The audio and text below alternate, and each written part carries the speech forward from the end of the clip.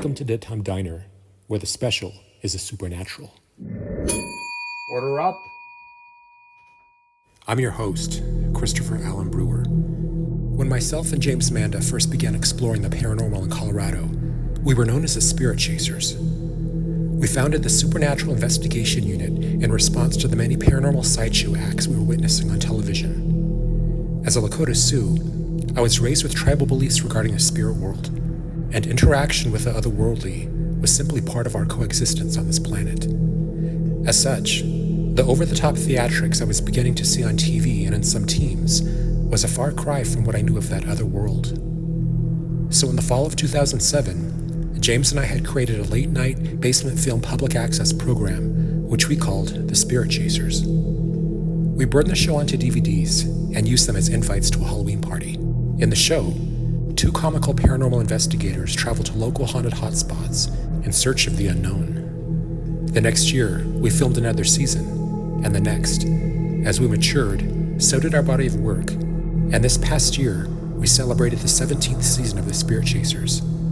Although in 2017, we renamed ourselves Future Ghost. One of the very first haunted locations we visited was the Colorado Springs City Auditorium. Completed in 1923, the auditorium has hosted several legendary performers, such as Johnny Cash, Dolly Parton, the Harlem Globetrotters, and other famous acts.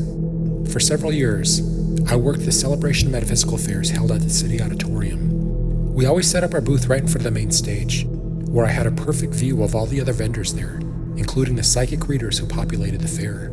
I would always notice, at one time or other during the fair weekend, one of the psychics looking up in puzzlement at a particular spot in the upper seating area to the right of the stage, as if they sensed something.